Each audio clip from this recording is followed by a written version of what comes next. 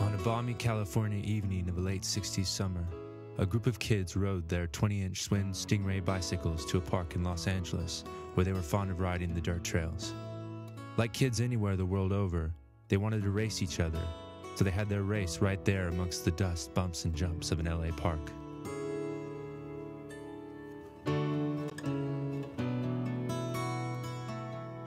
And so the sport of BMX racing was born.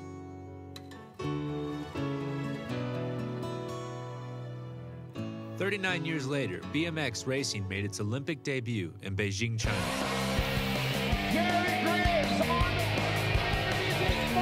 From its roots in the dirt of an LA park in the 60s to its debut at the Olympics in 2008, this is the story of that journey, the story of BMX Supercross.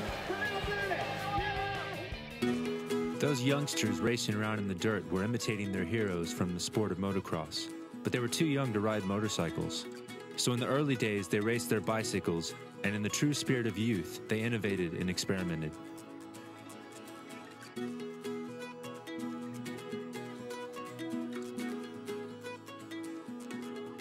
Before long, more organized race meetings had begun to spring up. In 1970, a 13-year-old by the name of Scott Braithwaite set up a dirt track in a derelict field and sent out flyers to promote his fledgling race meetings. To start the races, Scott stood at the side and yelled, "Go!" 30 kids turned up at the first few meetings. Before long, there was 150 regularly racing. It wasn't long before more and more races were being held all over the states. In the USA, national organizing bodies were formed, holding and sanctioning even more races. The sport had been named bicycle motocross, shortened to BMX. A fledgling sport was very rapidly becoming a recognized part of cycling history.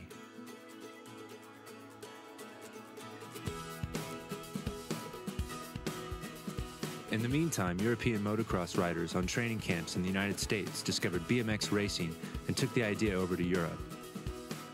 In Australia, the first national championship was held in 1980.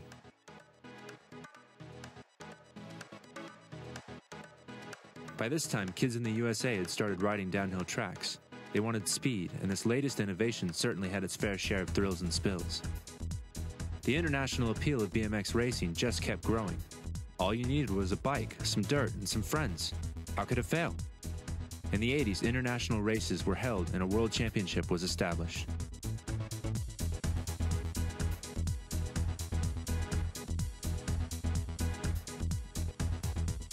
There was a landmark moment in the history of the sport when in 1993, all 50 or so of the world's national BMX associations were merged into the UCI, which governs the international bicycle racing, including Olympic competition. UCI is the key player in all this. I mean, we've been instrumental from the beginning, presenting it for the IRC, but also putting together the whole package and doing it in a long-term goal, you know, to develop the sport. It's not just a flash-in-the-pan thing that we're going to go in the Olympics and then we're going to go out. This is something that's here to stay, and we need to keep on it, you know, to make the sport looks good and have the sport develop even further. And who knows where it can go from here. This is just the beginning, I would say. Meanwhile, the International Olympic Committee, in a bid to keep the Olympics appealing to young people, had welcomed the sport of snowboarding into the Olympic family. In years to come, would there be more space at the Olympic table for so-called action sports?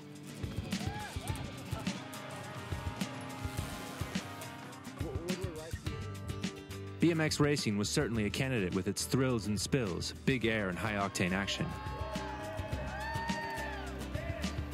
Then the UCI innovated the sport of BMX racing, first with their Downhill Supercross championships held on custom-built downhill dirt tracks. These were experimental one-off events for the very best elite riders that drew inspiration from the original downhill races of the late 70s. The racers had to negotiate huge sets of dirt jumps, some of them over 50 feet in length. The track was downhill, so on parts of the track, riders accelerated to speeds in excess of 60 kilometers per hour. All this on a small bike with 20-inch wheels. It was certainly innovative. It was almost always exciting. It served as an ideas factory for the sport.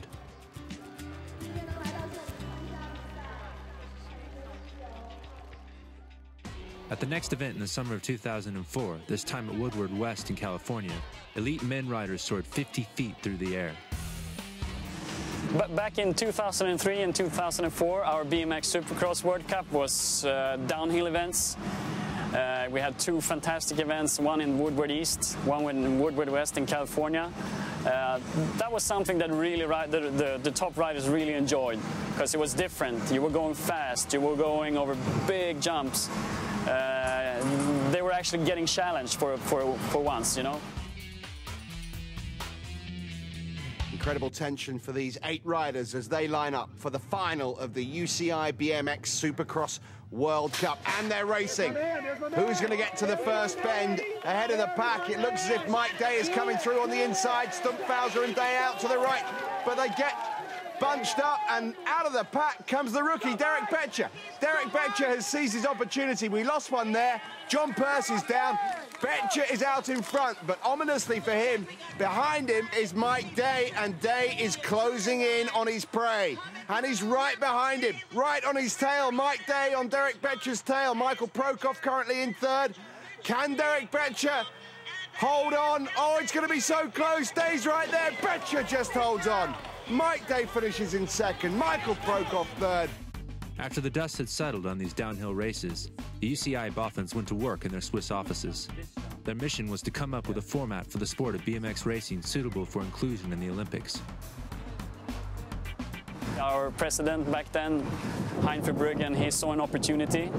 So Verbruggen and myself worked on presenting BMX to the Olympic Committee, saying that I think you guys should get some new youth action sports into the Olympic program. And obviously, we also knew that we could not present BMX traditionally. It needs to be something that is a little bit more spectacular, something that can create TV viewers and create spectators and create some interest. So that's also where we changed the whole sport a little bit to what it is now, with the Supercross World Cup, with the format and so on.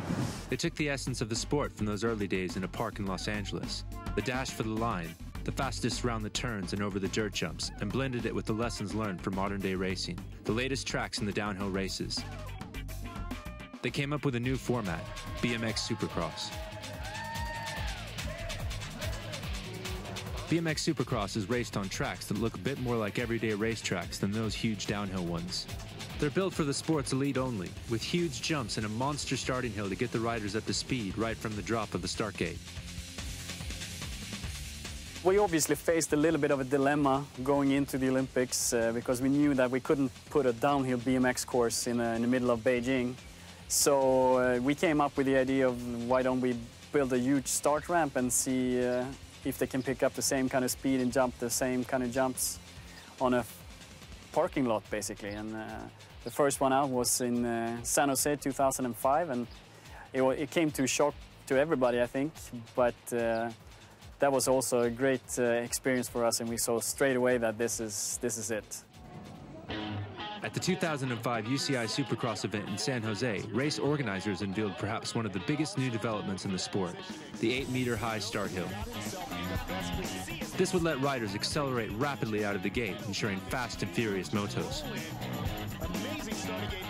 And this big ramp will definitely have them thinking a little bit before rolling in, because obviously there's only one way to go, is to jump off of the ramp. So it's full speed or no speed at all. So there's going to be some riders having a little bit of issues during first practice, but then again, this ramp and the size of the jumps and everything is perfectly dialed in. So, you know, all you need to do is take a couple of cranks and roll in, and it should send you right over. So. The race itself was to go down as one of the most thrilling in the history of the sport. Watch the gate. Okay, they come down, a great snap, a fast race. This type of track and this type of racing was to set a new tone in the sensational format for the sport of BMX racing. In the lead. Oh, jumping that step up a little bit. The rest of the pack is gaining on him. And here we go, going down. Meadows goes down. Meadows stayed down in the front. Trying to take the Vilda out, but now he has a tremendous lead. The battle is now for second and third. The Vilda pulls out. It is official across the finish line. Second, Luke Medill. Third place, Kyle Bennett. Took a while for them to get used to it, but after a while, they really enjoyed it.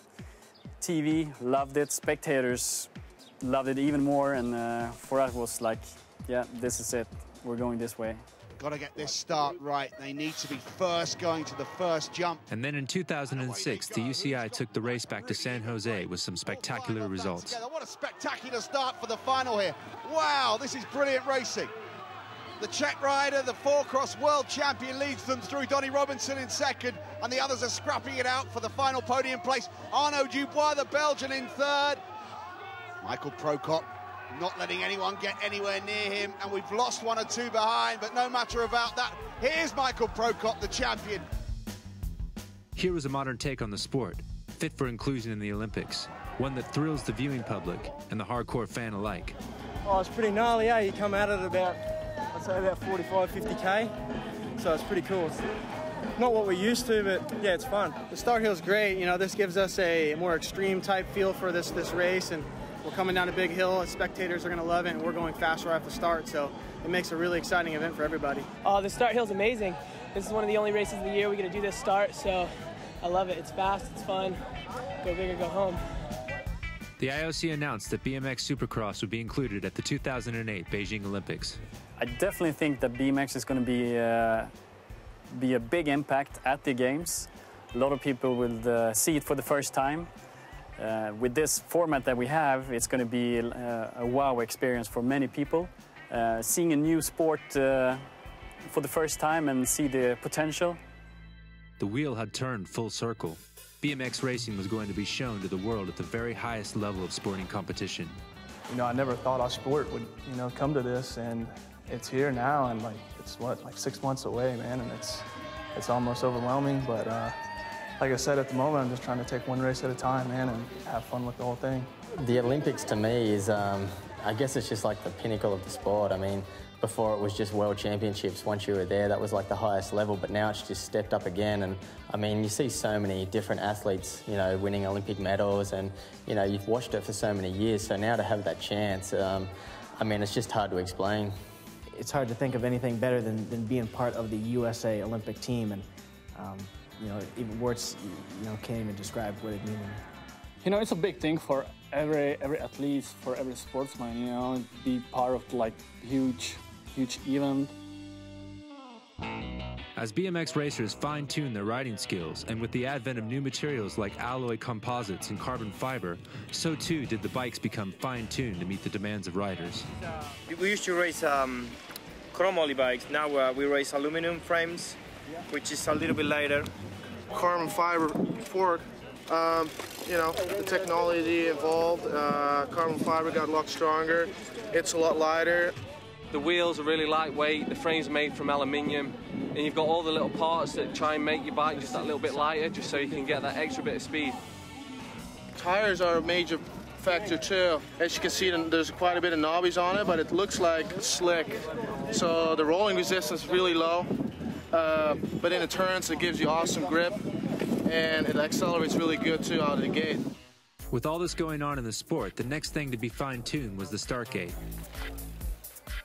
At the World Championships in 2006, a new gate made its debut. The start in the BMX race is very important. I mean, if you get a head start on the rest of the competitors, you have an advantage throughout the track.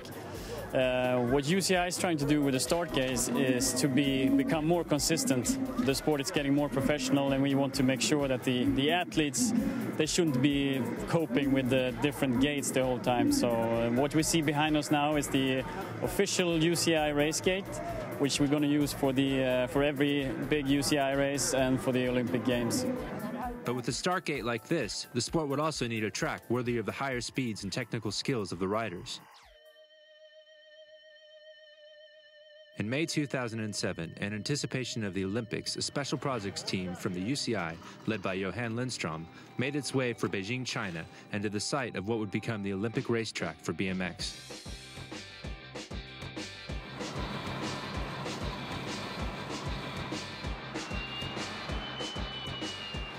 So we're here at the Laoshan district in Beijing, China, on the BMX Olympic venue. It's day 4 of our construction schedule. Each Olympic discipline has a test event just to make sure everything in the venue runs smoothly, all the infrastructure, all the technical issues.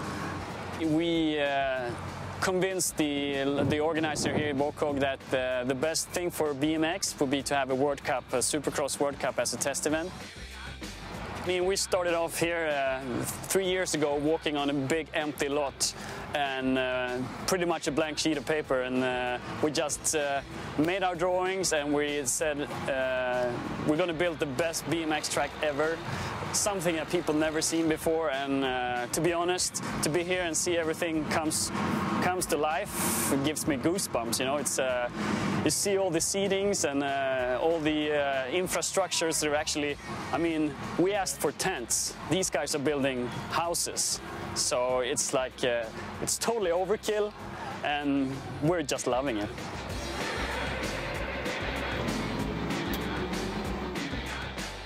The UCI's Olympic track vision was being realized by track building supremo Tom Ritzenholler. I like to make the track pretty wide, but not real wide to where they look lost on it. You know, I like to make them have room so they can do some more elbow-to-elbow racing and not follow leader racing. It's very interesting because it's not down the first straightaway when they have all the speed. It's in the second straightaway this time. The jump probably will be about 10.5 meters. It's going to be very interesting because the riders will start to be getting a little bit fatigued when they hit that point, but they'll still get over it because the jumps before that will flow. The course, it goes 4 meters of elevation change. I'm really pleased with the dirt. We have about 6,500 yards of dirt here in Beijing. I'm hoping that it's enough. Everybody else is saying it's too much. We'll see when we get there at the end.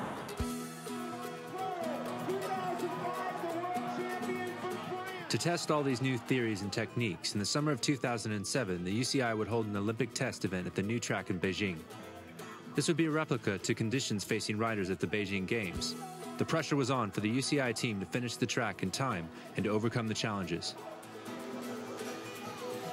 Being here in China, building this track, you have quite a few challenges. If it's possible to rent 1 or 2 machines and to have them very soon, within the next few days.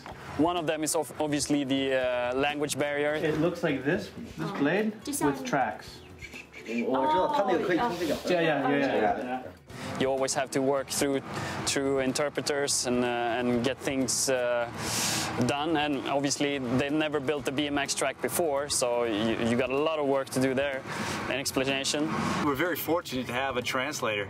Other than that, the language barrier would have been sort of a tough deal, but we're getting along real good. Even if we only gonna rent it for 10 days, we have to rent it for a month. It's been a lot of fun working with the Chinese, you know, negotiating. Also, it would be good if we can have that machine, the compactor, to roll on this area, because soon we will start to build the jumps on here. Gonna be shared. Yeah. We finally got the Chinese guys in the machines, we got our guys in the machines, and I think they're starting to understand a little bit what we wanted to accomplish here, and I think we're going to see a lot of work done today. If we can find a good machinery for tomorrow morning for Tom here. For Tom, yes, noted. Okay. Because he's not as good as the Chinese drivers. He cannot use the Chinese machine. He likes to drive more like McDonald's. Okay. That was great. You missed out on a good lunch. The UCI is working very closely with Bokog, who is the Olympic organizer here in Beijing.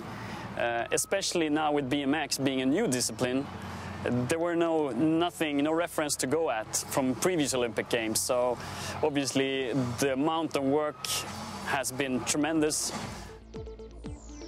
Telling the organizer how it should look like, and also, you know, since we're bringing the sports forward, we're not just giving them this is BMX, we're giving them what BMX should look like in the Olympics.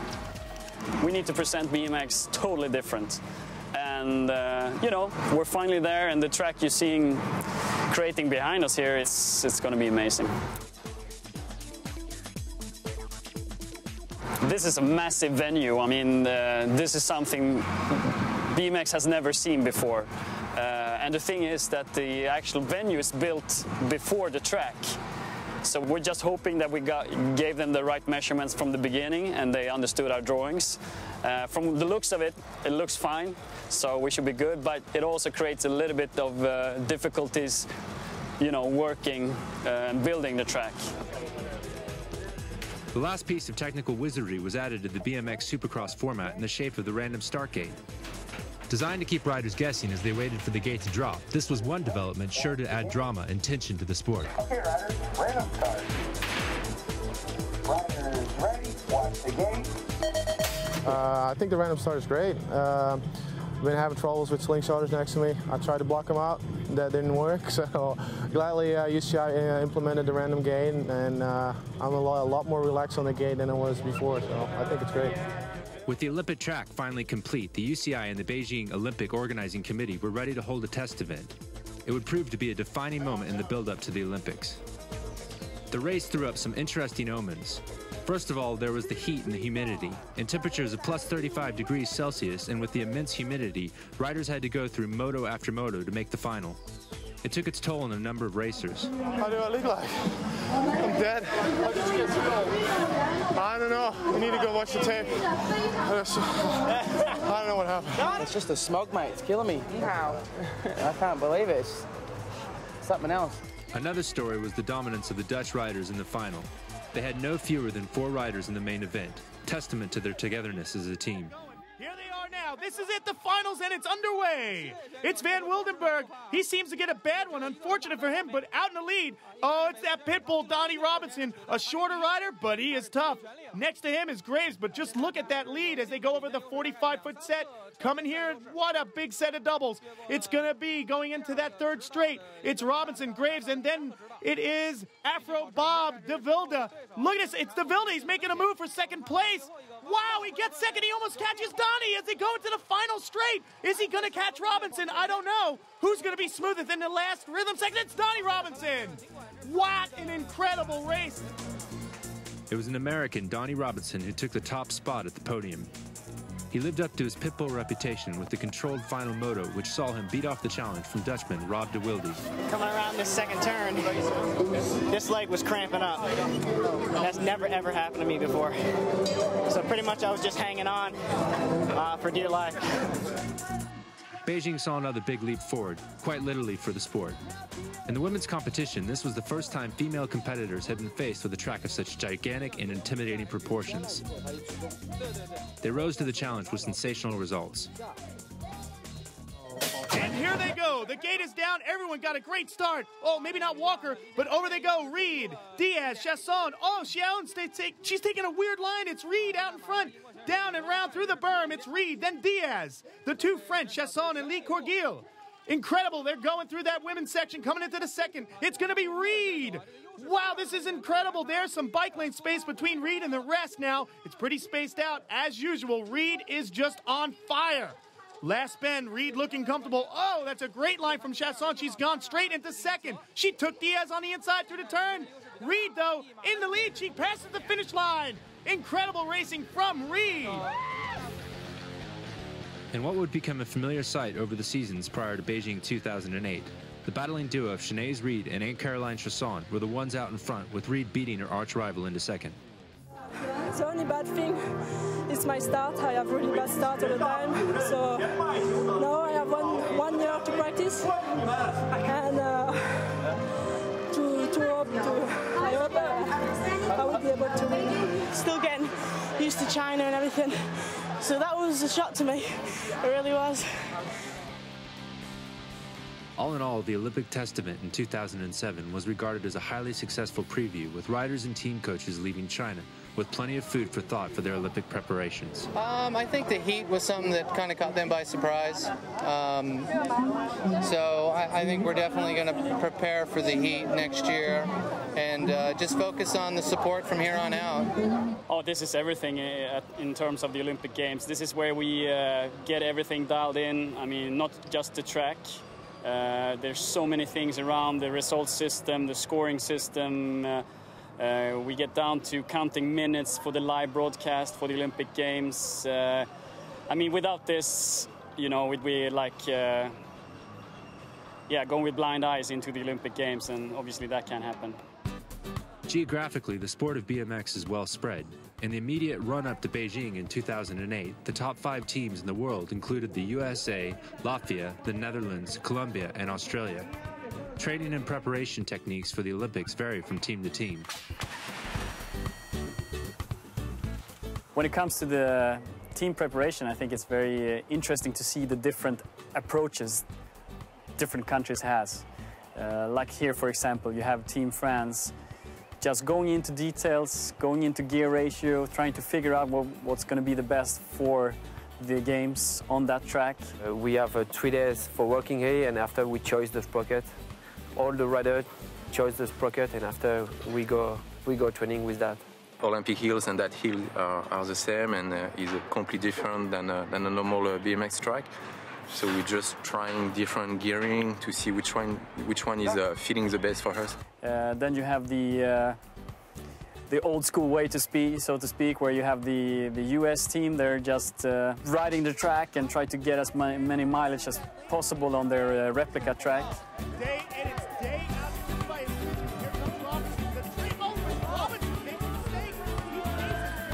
And then you have the Dutch team who's doing their own thing and just looking into to train and having fun, and hopefully get their guys to peak at the right moment. At the Olympics, there's hardly any difference in power or technique or whatever. They're pretty much on the same level.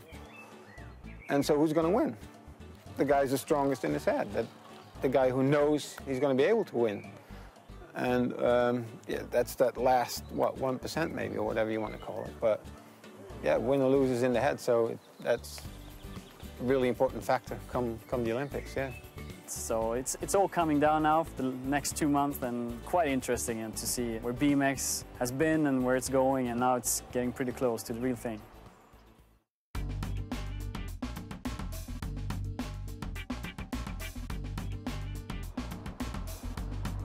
Well, we're here at the Dutch National Olympic Training Facility. It's got a pretty up-to-date weight room. It's got a hotel where people can stay and rest, not only at night, but, you know, in between training sessions. And then recently, they built us part of the Beijing BMX track, like the first straight, the start hill, and the first couple of jumps. I was trying to set out to create some kind of team with a team feel, and within the team, everybody was willing to help each other to get stronger towards the Olympics. There's 9 guys and 1 girl on the team, and the 9 guys, they go from a hyperactive guy on one end and to the really calm and calculated guy on the other end. So there's a really broad spectrum of personalities within that group, which is good. It makes it fun and keeps it fun and keeps everybody on their toes. Normal training day is 2 sessions, with 1 in the morning, 1 in the afternoon, like from 9:30 to 11:30, and then again from like 3:30 to like 5:30. And that's 4 hours a day of hard work. For the other 20 hours, especially the guys that are, you know, living here, so they're with each other 24 hours a day, 7 days a week, that can take a lot out of you. So if you don't have that atmosphere that are people that are willing to help out each other, then you're not going to last for a year. But in the end, those guys are, you know, are the guys and girls that need to do all the work, and they need to try to get that medal. I'm just there to, you know, support and maybe kick them in the right direction every now and then. Officially, I'll know who is going to go to the Olympics after the World Champs in China. There's 4 guys right now that are met all the criteria that our National Olympic Committee has set and that I have set. That's going to be a tough one. I mean, really tough. Which, having said that, makes this sport really interesting at the Olympics to watch, because there's no way you can predict who's going to get 1, 2, and 3. There's no way. I mean, if you can do it, good on you, but it's going to be a hard one. But all this training has to lead somewhere and to something, to those very important Olympic qualification points. Qualification proper for the Olympics began back in 2006 at the World Championships in Sao Paulo, Brazil. As with most Olympic sports, it is individual nations that have to qualify their teams, their world ranking then determining how many riders they will be allowed to send to the Olympic Games. The top 5 teams get to send 3 riders each. The best of it here. Away they go. Prokop, Stumpfauser, the Argentinian. Colombo's got a good flyer from the outside. It'll be the 3 of them into the first turn. The pack is really tight. Someone's down. I'm not sure who it is. They're tearing through this first section, hitting that jump at 45 kilometers per hour. Wow, what a race this is. Now Day is making ground. He's gone past Prokop into third. Still Stumpfauser out in front. Javier Colombo of Argentina is in second, but Stumpfauser's getting away from them now. He's got a bike length. In Sao Paulo, the USA got off to a flying start by claiming silver and bronze medals, with Mike Day taking third and Randy Stumpfauser taking second. Colombo's right alongside him. But it was Argentina rider Javier Colombo who held his nerve through the final to place first and to take the much-coveted rainbow jersey. Her title. She's got a difficult start, though, coming from that outside. In the women's event, the Dutch laid down an early marker for the others to follow as Willy Canes took the crown, reaffirming the position of the Netherlands as one of the leading BMX nations. The American can't avoid her. 2 down on the first jump. Canes and Diaz into the first bend. The other American, Errol Martins, in third. Down through the Challenger straight. The first 2 are up ahead, but there's a real race on for third. No problems through that second bend. Canes showing why she's a real winner. Oh, a little stumble there on that jump. That could cost her. Diaz is not far behind. Into turn 3. It's Canes, Diaz, Lazarotto. Diaz making a real challenge. Closed right in by that mistake by Canes. Almost neck and neck into the 4th straight. This next set of rollers is crucial. Canes seems to have the better of it going into the final bend. There's a battle going on for third. Oh, Martin's down. The American's out of it. That'll change the podium. Canes has ridden superbly. She's the world champion. It was a great race, a great start. I could jump the first double, got to the inside and hold it to the finish. With so much at stake, it was little wonder that the UCI World Cup races, serving as Olympic qualifiers, were full of drama, thrills, and spills, as well as glory and despair. This is it. The 2007 season got off to a dramatic start with the return of Australian Kaylin Young to the sport after a self-imposed absence of 2 years. Number 77, Robert De Vilde, almost putting him over the berm. But he hits the gas and he's getting himself into a comfortable lead. Bessereni trying to get second place away from Robert De Vilde, but no luck. And out way... The 23-year-old looked like he had a point to prove, and prove it he did with a fine victory over Rob De Wilde and Christian Besserini. The 2007 season then climaxed at the World Championships in Canada. Here was another big chance for teams to gain valuable national points. Could the enigmatic Aussie, Kaylin Young, build on his awesome form, or would the Americans continue to dominate? You saw some contact right there. Bennett and Kaylin Young banging bars. The third straightaway will set up. Now, what's Bennett got to do here? Bennett has to hope to heck he stays smoother here, Kevin. Well, look at Kaylin Young getting some extra punches. Look at Bennett. That's what I call pulling manual. That whole last jump. That's what it takes to be a world champion. In the end, it was the U.S. rider and already 2-time world champ Kyle Bennett who fought off Young as they went at it around the track in the trees. That race I'll never forget, man. I mean, I had to ride like pretty aggressive, man, to hold Kaylin off. I was, you know, moving over out down the third straightaway, holding him off, and yeah, I'll never forget that race. It was awesome. In the women's final, the UK's Sinead Reid and Anne-Caroline Chasson of France would commence a sporting rivalry that would go on right up to the Olympics. Is out of there, but don't count out the French rider. Oh my gosh, there is Sinead Reid way out in front. As they look at Sinead's coming into the croupy corner. There's 2 girls. For Chasson, there was misfortune on the second turn. 3 of them down. Sarah Walker gets lucky with that one. It looks like Anne-Caroline either took each other out in there. They are out. 3 French girls or women are gone. And it'll be Sinead Reid. She was junior women's champ last year. Now she's the elite world champion. Oh, how cool is that? I was so nervous, like, coming out the start, and then, I don't know. I was listening to the commentator, kind of, trying to focus, and I heard someone went down, and I was like, oh, I thought they were close to me, but I was so happy. After American success at the 2007 Worlds, at the traditional close-of-season race in the south of France, it then looked like they hadn't turned up. No single U.S. rider made the main, and French riders, buoyed by the local crowd, stood shoulder to shoulder at the startgate. And this is it, the final race for 2007 BMX Supercross. And it looks like it's going to be Arturs Madison commanding the lead as they come into that first berm. Yeah, oh no, Madison goes down and takes Young with him, leaving Prokop and the New Zealand riders, Willers. Incredible, this is a rookie. He's having the ride of his life. He's battling Prokop. Who's going to take it? It looks like Willers is going to take it, but Prokop's not going to let it go that easy. These two riders are incredible. The two Frenchmen, Gutierrez and Godot, are out there in the back. And Willers now making it into this rhythm section. Can he hang on? Prokop trying, but it's not going to happen. But it was a Kiwi, Mark Willers, who took the title, with Michael Prokop taking second and Pablo Gutierrez in third. Although it was then the closed season, Olympic preparations continued apace, with the French decamping across the border to Aigle, Switzerland, to the home of the UCI's own training camp and track. The World Cycling Center here in Switzerland has played an important role in the whole thing leading up to the Olympic Games. Last year we built the Olympic start ramp here first. We've been testing a lot of jumps on this training track, see what the riders are capable of.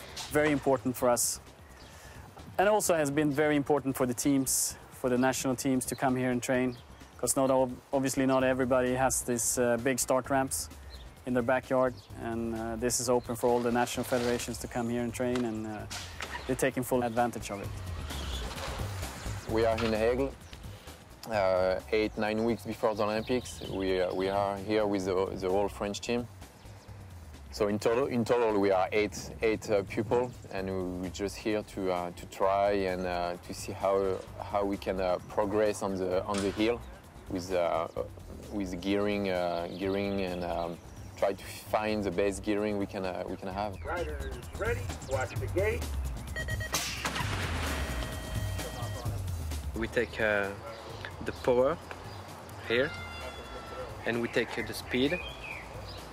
And after we can see everything in the computer for if you do the good power in a starting ramp, and for everything, for the sprints, everything what you want.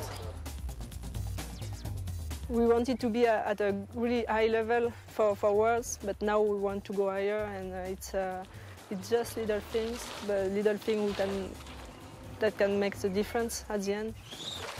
We organize the different exercise for the specialty for the Beijing, because the track is very special. The speed is so many fast, and the start ramp, and the corner, everything, the jump, long jump, and we want to do the best. I think Olympics really changed the sport and how the riders train, how they prepare themselves for just one race. And they are more professional, it makes the sport more interesting. Actually, the spirit of the group is really good. We always have fun together. We always been together the last 2-3 years, so we know everybody really well, and we get along really good. So it's a really good spirit.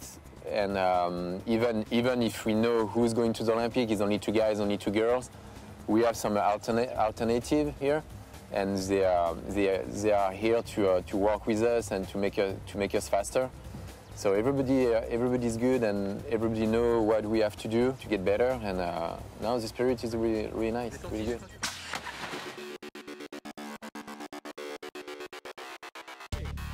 Things started to heat up in Olympic year 2008. As riders gathered in Madrid for round 1, the men's Olympic qualification rankings for the top nations looked like this. The big cycling nations dominated, with the exception of France, while there was intrigue with some smaller nations like Colombia and Latvia punching above their weight. The 3 World Cup events in early 2008 would start to give us some insight to form and expectations leading into Beijing. Or would they? If BMX racing is anything, it's unpredictable. First, there was the incredible drama of Madrid. Under the lights of the atmospheric Palacio de Deportes arena, the sport at long last saw the ever-steady rise of the small nation coming to fruition. Latvia had for months been bubbling away with fine performances from their small but talented squad. But in Madrid, the dream was to be realized. And they are off! This is it! The main event! Oh, Johnny Robinson Robinson having some trouble over that first jump. It's going to be Arturs and then Mark Willers. Where has he come from? I'll tell you where, New Zealand. Donnie in third place. That bobble cost him valuable positioning. Steven Cesar is in fourth. Look at Arturs. He is way out in the lead. It is his race now. Mark is in trouble. Wait, Cesar swoops teammate Donnie Robinson in the last turn. It's Cesar in third. 22-year-old Arturs Madison held off the challenge from Mark Willers and a whole host of U.S. talent to walk away with his first, and many would say hugely deserved, BMX Supercross title. There had been plenty of drama the last time Madison was leading a final when he crashed out in Freijuice, but this time he made no mistake and relished the moment. Yeah, it feels good. My first Supercross main. I had some mains before, but I finally did it and feels so good.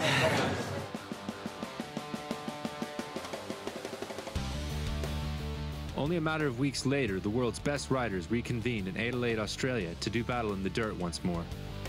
With the Olympics only months away, you could cut the atmosphere inside the Adelaide showground with a knife. Track builders had constructed a hugely challenging third straight, one that would test riders' skills to the limit, full of technicality, and if you didn't treat it right, it would shut you down in the most painful of ways.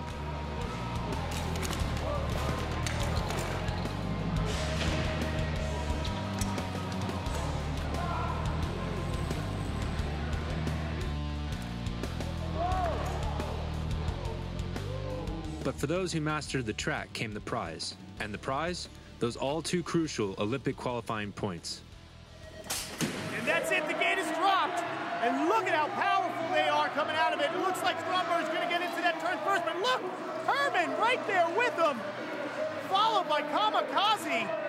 Incredible riding. This is awesome. Go through the rim section into the second turn and into this massive third straight that's been causing so much drama for the riders. If you don't have it dialed, but wait, someone's got it dialed. It looks like Herman. He's passing the Latvian.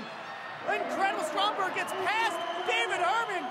It was a young American rider, David Herman, who took the prize. Never having podiumed at a Supercross event before, Herman took full advantage of a final bereft to some of the biggest names in the sport. Wasn't expecting to do as good as I just did, so I'm very happy. Latvia continued to earn its place at the top table with Mara Stromberg coming in second. A little bit disappointment. We'll be okay. We'll be ready for the next race. And to the delight of the local crowd, popular Aussie rider Kamikaze took third place. I'm pretty stoked. It's getting down to the pointy end of the year with Olympics, and that's something we need for selection. That's exactly what I needed to do. The Adelaide race highlighted the strength of the Australian team, with Jared Graves and Luke Medill leading the charge.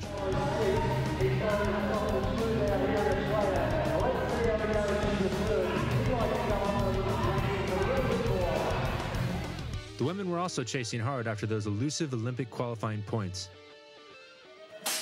And the gate is dropped. It's the elite women. It's their main event. Up and over the doubles. Incredible. It looks early. It looks to be Ariel Martin from the USA taking a massive lead. But next to her, who is it? It's the Kiwi making a strong move, passing a few women as they come into that third straight. The women using that women's section. And look at Ariel still in the lead here as they go into the third turn. Sarah Walker makes a move. Sarah Walker fighting. She gets it. Claiming first place was Australian-born Sarah Walker, now representing New Zealand. Being an Aussie is just so cool to win. Like Australia's like my second home, and I guess winning in front of Australian home crowd, I guess, yeah, it's such a great feeling. The BMX world then looked forward to the BMX Supercross World Cup, Round 3, which took place in Copenhagen, Denmark. In wonderful sunshine and on a track designed for speed with its fast sweeping berms, there was some sensational racing through the motos. After the unpredictability of the last few race meetings, some so-called order was restored with Donnie Robinson and Kyle Bennett both in the final. And it does. They are off. It's going to take a second to figure out who will be the whole shot victor. And it looks like none other than Jared Graves from Australia.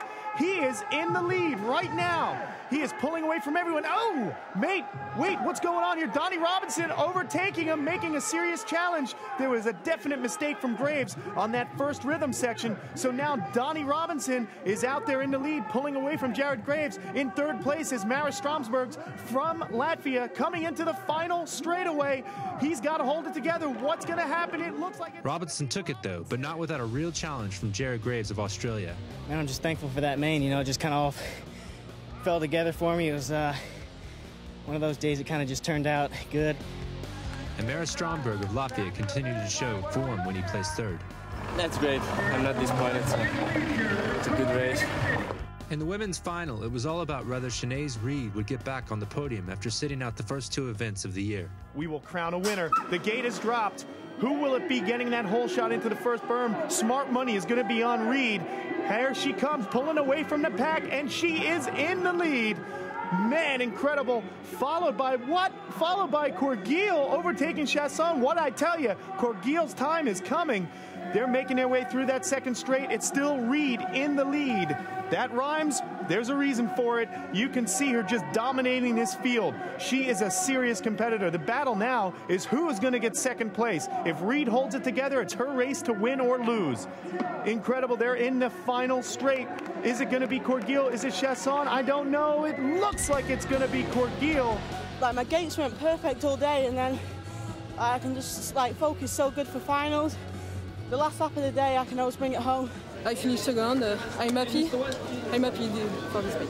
The last event before the Olympics was the 2008 UCI World Championship in Taiwan, China. This would finally settle how many riders each nation would be taking to the Beijing Olympics.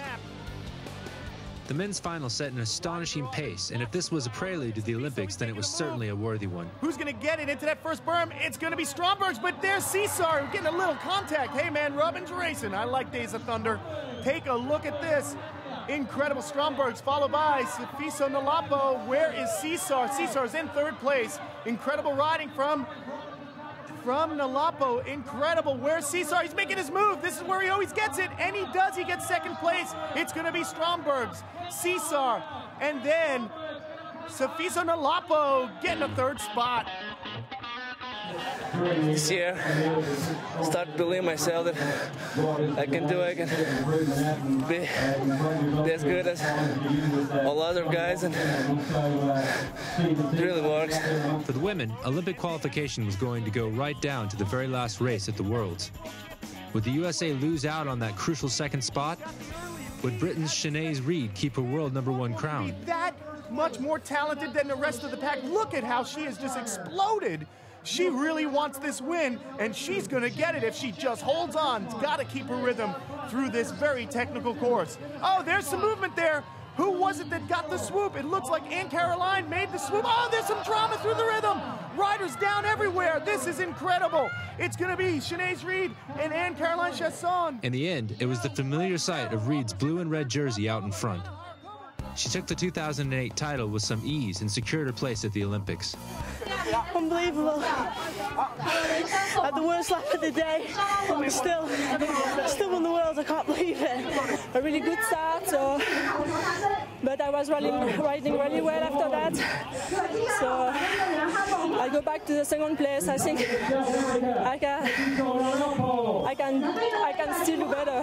Two is good, but one's better. The final Olympic qualifying position then shaped up like this. For the men, USA, Australia, Netherlands, Latvia, and Colombia all take 3 riders to Beijing.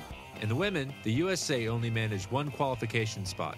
France topped the table with New Zealand, Australia, and Argentina all taking 2 riders. BMX was about to make its Olympics debut in Beijing, China. So yeah, we're finally here at the Olympic Games 2008. We're at the Laoshan BMX venue.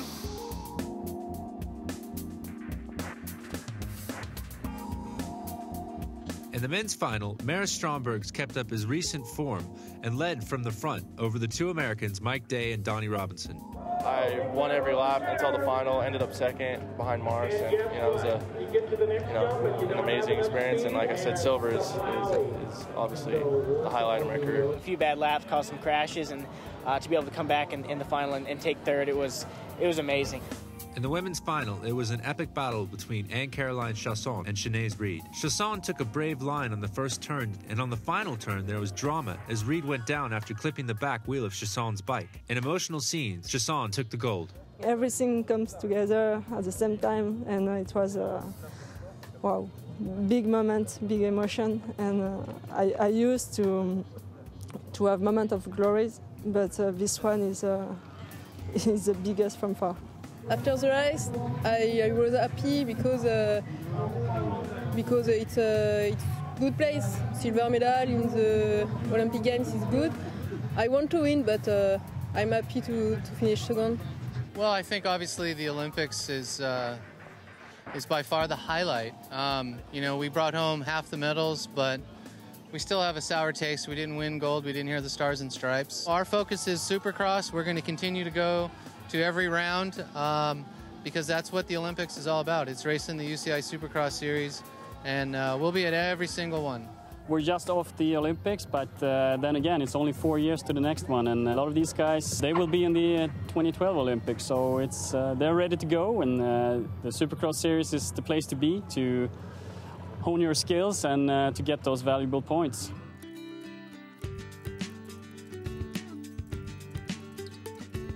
And so, in the summer of 2008, sporting history was made when BMX made its Olympic debut. Could the founding fathers of this simple yet compelling cycle race ever have foreseen such a momentous occasion? Mere kids racing around in the dirt. Little did they realize, when they set up their bumps, jumps, and berms, that BMX racing would turn into one of the most exciting and thrilling international sports, and that one of its biggest moments would be when 8 riders raced shoulder to shoulder down a huge start ramp on an Olympic track in Beijing, China.